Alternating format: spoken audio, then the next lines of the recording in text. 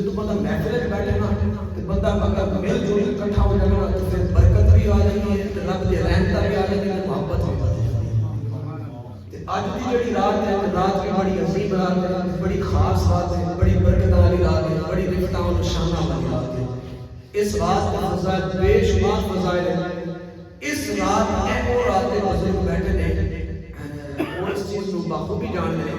آج تھوڑا سا پہلے پیچھے چلے جاؤ، تقریباً اس طرح ہوتا سی جب یہ رات آتی سی نا، لوگ یعنی گروپ دا گروپ ٹولیاں بنا کے ایک دوسرے کے کرائے جانے سن، جا کے کہنے سن کہ یار اگر کوئی غلطی بتائی ہو تو نہیں سب معاف کرو۔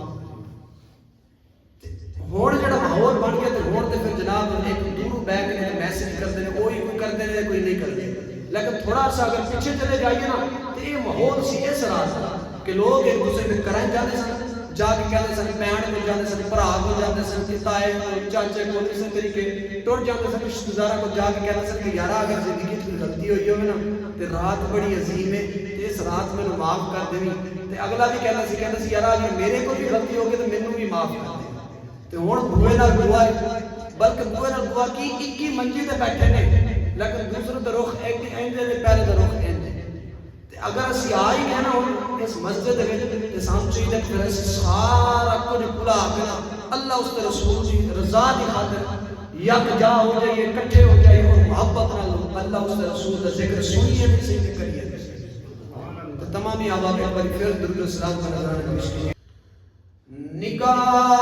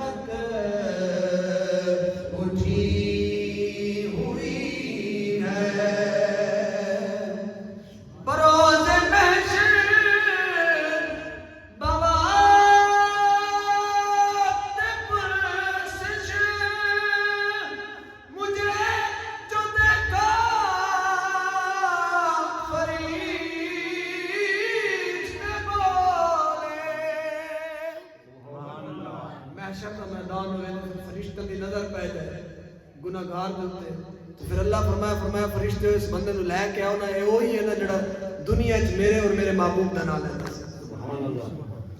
بروز محشر بوابِ پرسش مجھے تو دیکھا فرشتے بولے، بروز محشر بوابِ پرسش ہمیں جو دیکھا فرشتے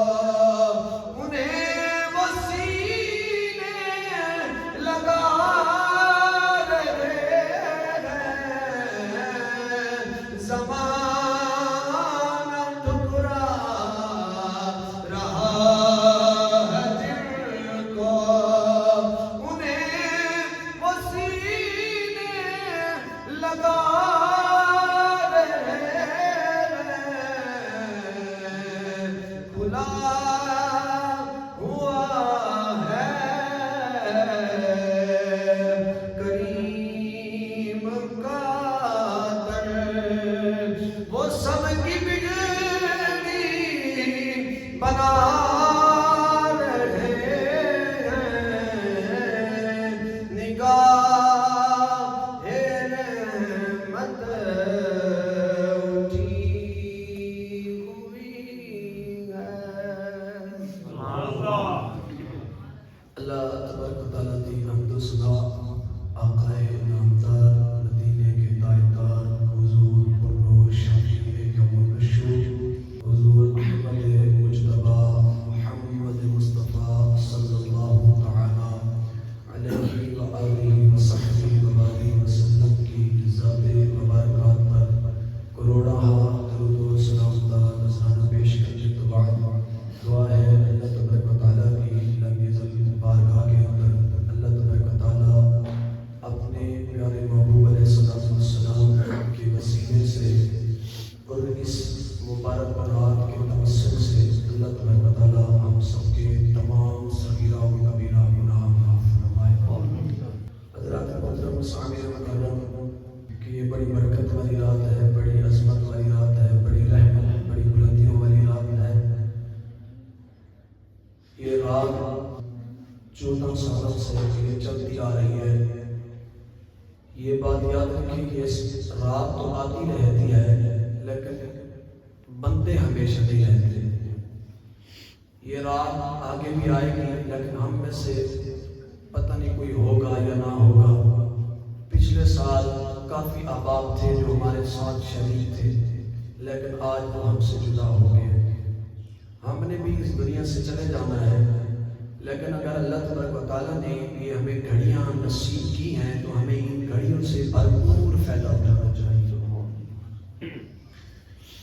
مثال کے طور پر میں ایک سادہ سی مثال آپ کے سامنے رکھتا ہوں۔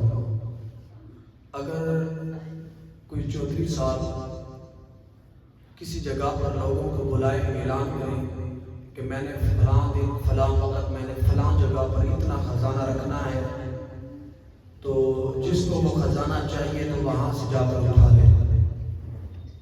اب وہ ان کا اعلان بعد میں ہوگا، لوگ پہلے وہاں جمع ہو جائیں گے۔ کیوں جائیں گے؟ وہ اس کی زیارت کے لیے نہیں جائیں گے، وہ جائیں گے تو صرف خزانے کے لیے، تاکہ وہ خزانہ ہمیں ملے گا، ہم دنیا میں عیش و آرام کی زندگی گزاریں گے، ہم دنیا میں اچھا کھائیں گے، اچھا پئیں گے، اچھا پہنیں گے، اپنے بچوں کا مستقبل سنواریں گے۔ ایک طرف تو وہ چودھری اعلان کرے، ایک طرف خود مالک، خود خالق، خود پروردگار اعلان فرمائے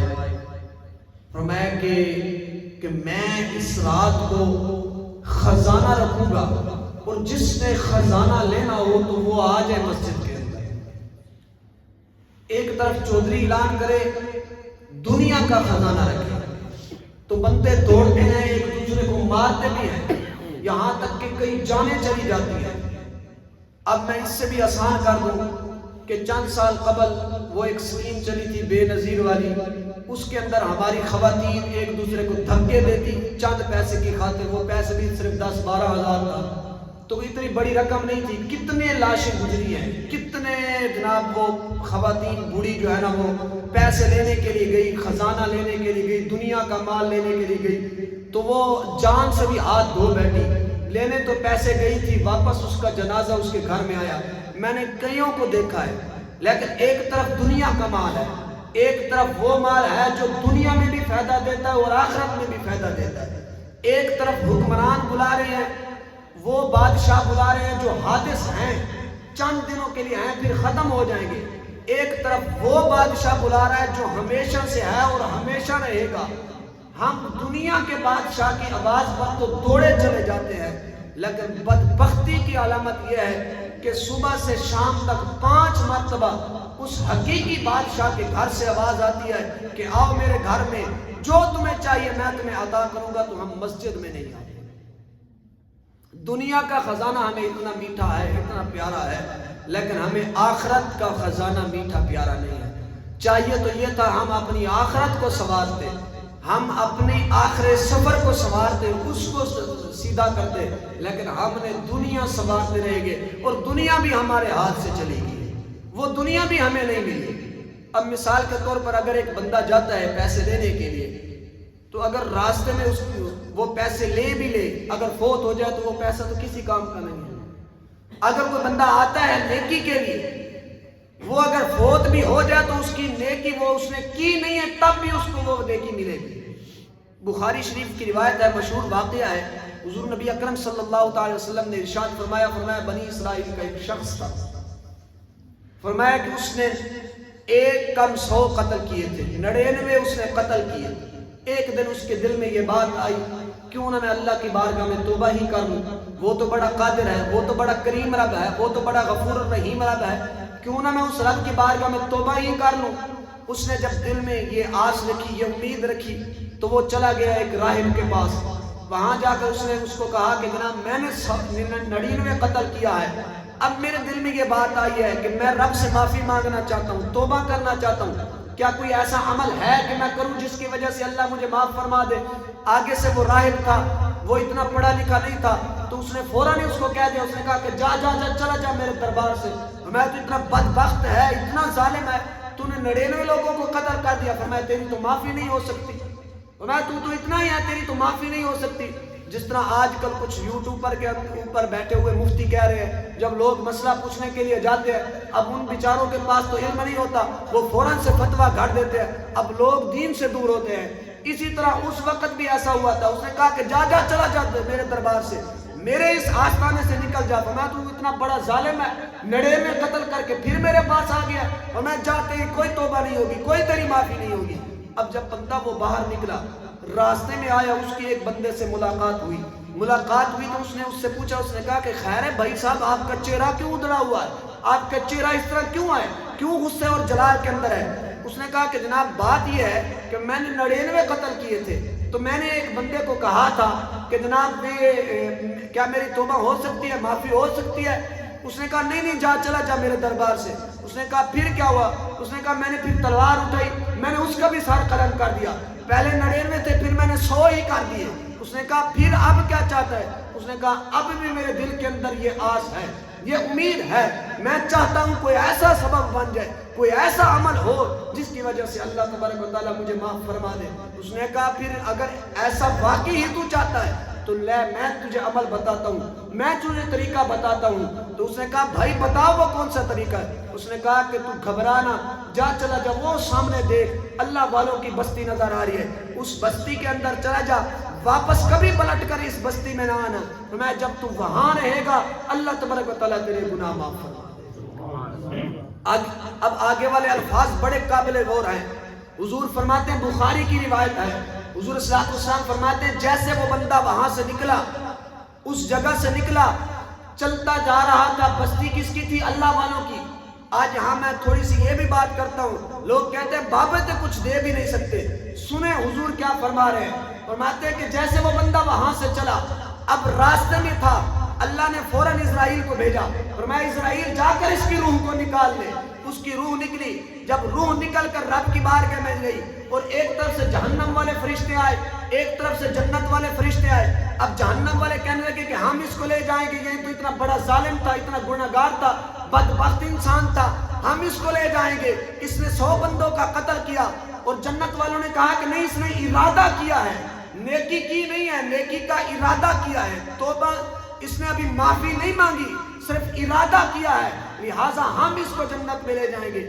جھگڑا ہوا، جب جھگڑا طول ہوا تو ایک فرشتے نے کہا کہ بھائی ہم کیوں لڑ رہے ہیں، ہم اللہ کی مخلوق ہیں، ہم کیوں لڑ رہے ہیں؟ ہم رب کی بارگاہ میں جاتے ہیں، رب کی بارگاہ میں سوال رکھتے ہیں، جو رب فیصلہ فرمائے گا ہمیں منظور ہے، ہمیں قبول ہے۔ اب ایک فرشتہ رب کی بارگاہ میں گیا، حضور فرماتے ہیں اس نے رب کے بارگاہ میں جا کر دستک دی، عرش کے نیچے جا کر دستک دی۔ رب نے فرمایا کیوں آئے ہو؟ اس نے کہا کہ یا الہی مسئلہ یہ ہے، تو جانتا ہی ہے کہ معاملہ کیا ہے یا الہی، لیکن بات یہ ہے کہ اب وہ بندہ فوت ہو گیا ہے، لیکن جنت والے فرشتے کہتے ہیں ہم لے جانا چاہتے ہیں، جہنم والے کہتے ہیں ہم لے جانا چاہتے ہیں، یا اللہ تو اب فیصلہ فرما کہ اس کا کرنا ہی کیا ہے۔ فرمایا یا اللہ تو فیصلہ فرما اس کا کیا کرنا ہے۔ اب رب نے کیا جواب دیا؟ رب نے فرمایا کہ اس کا فیصلہ آسمان پر نہیں ہوگا، فرمایا کہ زمین کا کیس ہے، فیصلہ بھی زمین پر ہوگا۔ فرمایا یا اللہ کیسے ہوگا؟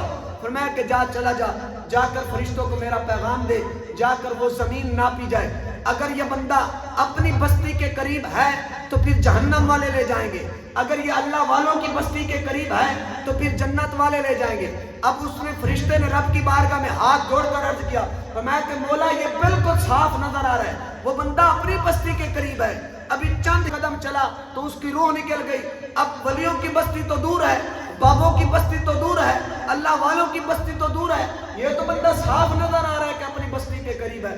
رب نے فرمایا کہ تو چلا جا، وہاں جا کر زمین ناپ۔ جب یہاں آیا اس نے رب کا پیغام سنایا، فرشتوں نے کہا کہ بھائی صاف نظر آ رہا ہے، بندہ اپنی بستی کے قریب ہے، بابوں کی بستی تو دور ہے، اللہ والوں کی بستی تو دور ہے، ولیوں کی بستی تو دور ہے، فرمایا یہ تو اپنی بستی کے قریب ہے۔ فرمایا کہ رب کا حکم ہے کہ زمین ناپی جائے، فرمایا رب کا حکم ہے زمین ناپی جائے۔ اب دیکھیں بابے کیا کرتے ہیں، یہ حضور صلی اللہ علیہ وسلم کی وما ينطق عن الهوى والی زبان سے یہ روایت نکلی ہے، یہ کسی مولوی پیر کا کلام نہیں ہے، یہ کسی محدث اور مفسر کا کلام نہیں ہے، یہ کسی پیر کا کلام نہیں ہے، یہ اس پاک نبی کا کلام ہے جس کے بارے میں قرآن کہتا ہے ان ہوا الا وحی یوحا، فرمایا میرا محبوب خود نہیں بولتا، جب رب کا حکم ہوتا ہے اس وقت اس کی زبان ہلتی ہے۔ یہ کسی بابے کا کلام نہیں، نہ کسی مولوی پیر کا کلام ہے، نہ کسی محدث اور مفسر کا کلام ہے، یہ کلام ہے تو اس پیارے محبوب علیہ السلام کا کلام ہے۔ حضور فرماتے ہیں جیسے فرشتوں نے زمین ناپی، اب جو بستی قریب تھی وہ اللہ کے حکم سے دور ہو گئی اور جو دور تھی وہ رب کے حکم سے قریب آ گئی۔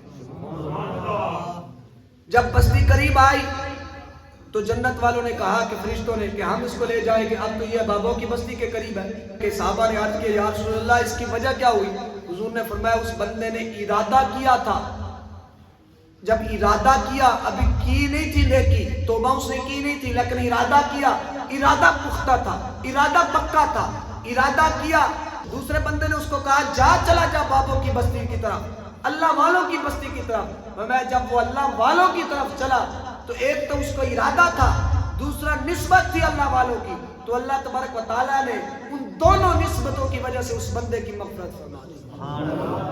یہ بات یاد رکھیے میرے نوجوان حضرات بیٹھے ہیں، اللہ تبارک و تعالیٰ بڑا قادر مطلق ہے، وہ بڑا غفور الرحیم رب ہے، وہ اپنے بندوں کو معاف کرنے والا ہے، بشرطے کہ ہم سچے دل سے رب کی بارگاہ میں آئیں تو صحیح۔ جب ہم رب کی بارگاہ آئیں گے تو رب تعالیٰ ضرور بندوں کو معاف فرماتا ہے۔ قرآن کہتا ہے فرمایا لا تقنطوا من رحمت اللہ، اللہ کی رحمت سے نا امید نہ ہونا کہ ہے بندے، وہ رب بڑا قادر مطلق ہے۔